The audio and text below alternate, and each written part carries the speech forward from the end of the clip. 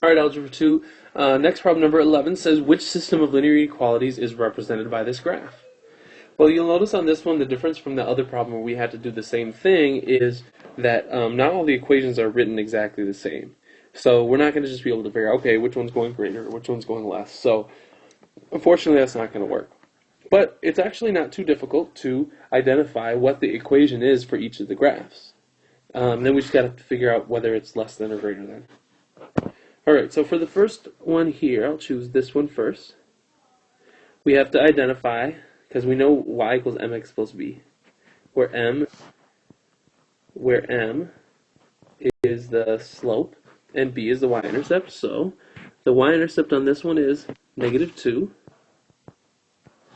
and the slope, it appears to go, remember slope is rise over 1, so it appears to go up 1 over 1.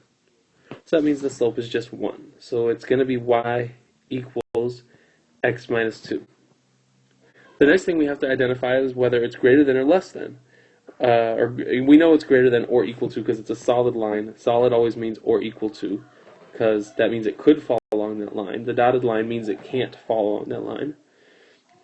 Alright, so that means since it's shaded down from there, we know that it's got to be less than. So it's going to be y is less than or equal to x minus 2. Alright, so let's circle that equation. With this one, it appears our y-intercept is a 3. So we know it's going to be plus 3 at the end. And then the slope, it's a downward slope, so I know it's negative something. And if I find 2 points on here, it appears to be going down 2 over 1. So it's going to be 2 over 1, which is 2. 2x. Remember, when you're finding slope, it doesn't matter what 2 points you choose. You just choose any 2 points.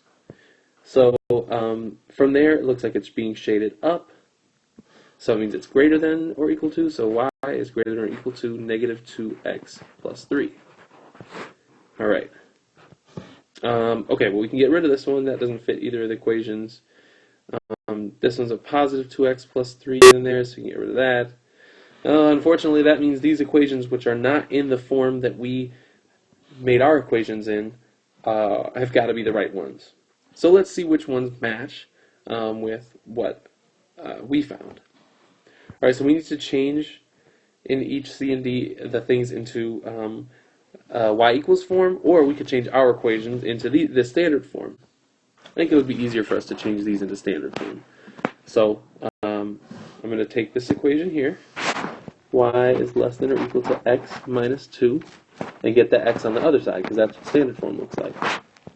Subtract x both sides, we get negative x plus y is less than or equal to -2. And this one here, we're going to do -2x plus 3, add 2x to both sides, and we'll get 2x plus y is greater than or equal to 3. So those are our new equations. Now we got to just figure out which ones of these equations, again, match ours. So there's 2x minus y is greater than or equal to 3. Nope, that's not going to be it. And then x plus y is less than or equal to 2. That's not it. So it's got to be this one. Let's see. 2x plus y is greater than or equal to 3. Check. And then x minus y is greater than or equal to 2. Now what you notice is the only difference between the equation that we made and the equation that they had is that everything is different. All the signs are different. So we have negative x, they have positive x. They have minus y, we have plus y. So all we have to do then is switch all the signs. And remember, when you have inequalities, if you switch the signs to like positive x, minus y, and a positive 2, it also switches that, the inequality. So it becomes greater than or equal to. So there we go. Now it matches perfectly, and our answer is D.